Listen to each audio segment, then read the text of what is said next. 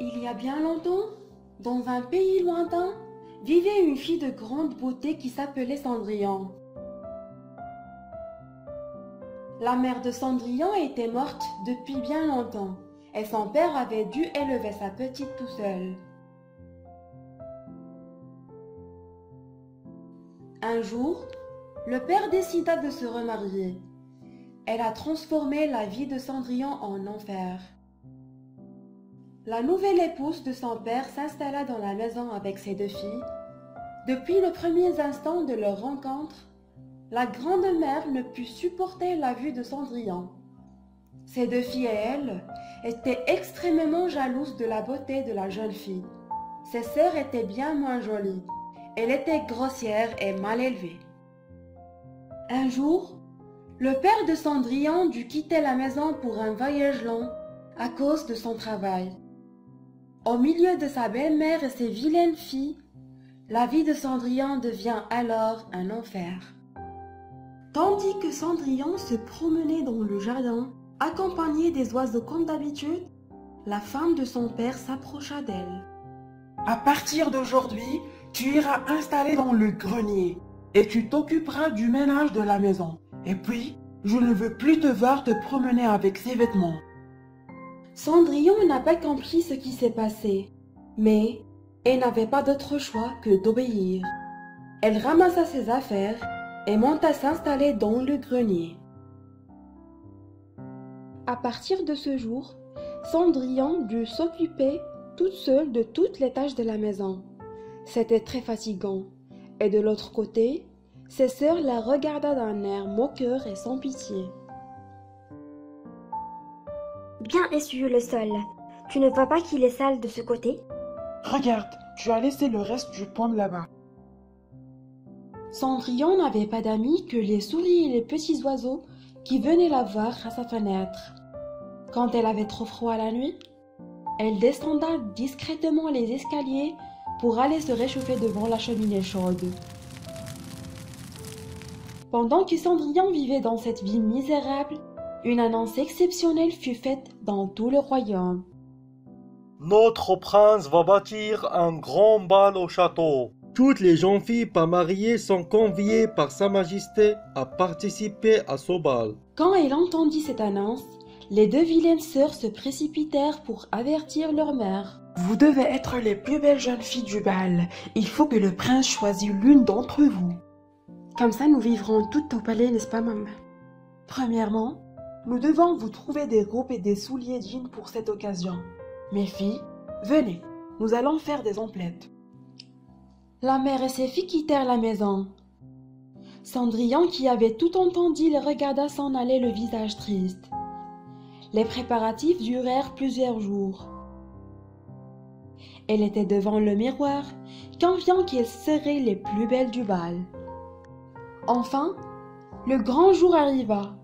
Les deux sœurs se levèrent plus tôt que d'habitude ce matin-là et appelaient Cendrillon. « Cendrillon, Cendrillon, viens ici, dépêche-toi !» « Mais où es-tu? Dépêche-toi et prépare-nous le bain. » Et pendant toute la journée, Cendrillon aida ses sœurs à se préparer.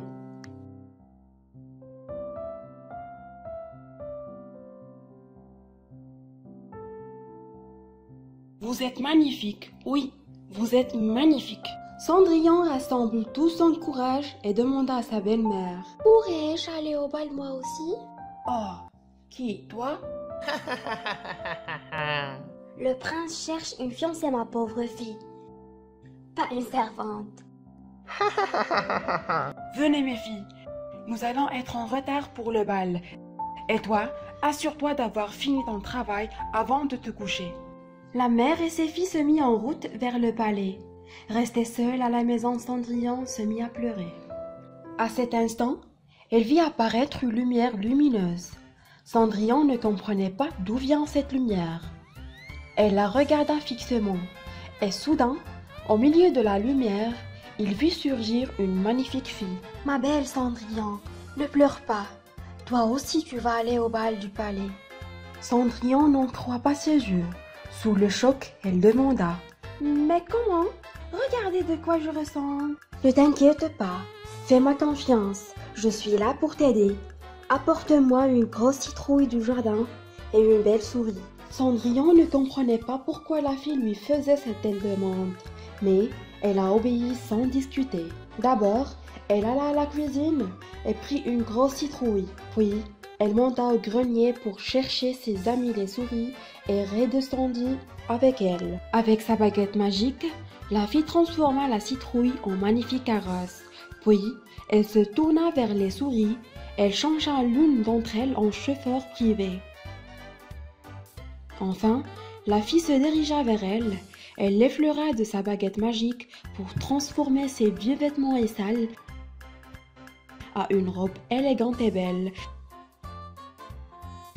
Et ses vieilles pantoufles étaient devenues de ravissants souliers de verre. J'ai l'air d'une princesse. C'est le temps d'aller au bal, mais n'oublie surtout pas, à 12h du minuit, tu devras être rentré, car à cet instant, tout redeviendra comme c'était avant. Cendrillon écouta attentivement la bonne fille. Puis, elle monta dans la carrosse. Elle se mit en route en direction du château. Après, son ami le chauffeur s'est arrêté devant le palais. Quand Cendrillon franchit les grandes portes de bal, tous les yeux se tournèrent vers elle. Elle était si belle et si élégante. Même la mère et ses deux filles pouvaient détacher les yeux de cette beauté. Bien sûr, elles ne pouvaient pas la reconnaître. Soudain, le prince apparut en haut. Au milieu des jeunes filles qui assistaient au bal, il ne vit que Cendrillon. À peine qu'il posait les yeux sur la belle fille, il tomba tellement amoureux. Sous les regards curieux des invités, il descendit des escaliers et se dirigea lentement vers elle.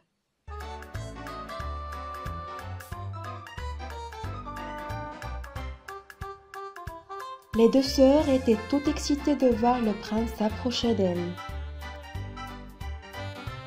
Le prince vient vers moi. Mais non, elle vient vers moi, regarde. Mais le prince passe devant elle sans les regarder et s'arrêta devant Cendrillon.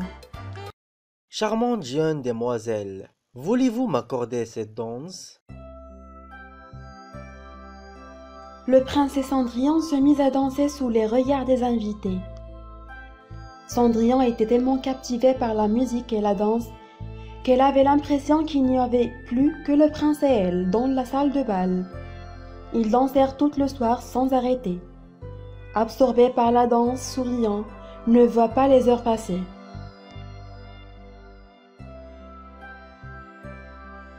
Un moment, elle posa par hasard les yeux sur l'horloge. Il était presque minuit à cet instant. Cendrillon se rappela la mise en garde de la belle fille.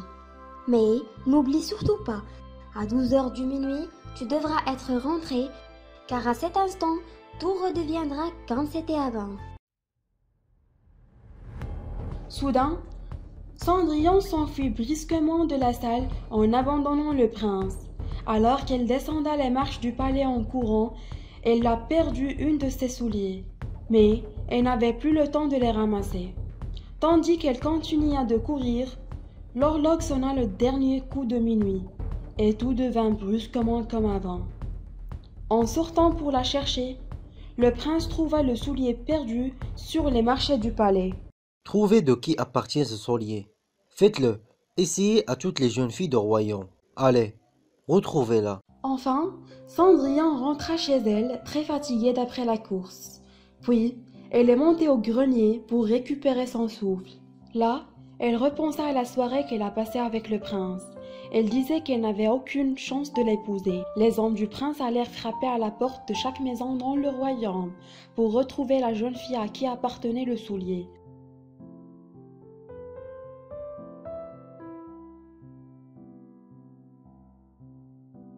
Après une longue recherche, le soulier n'allait à aucune d'entre elles.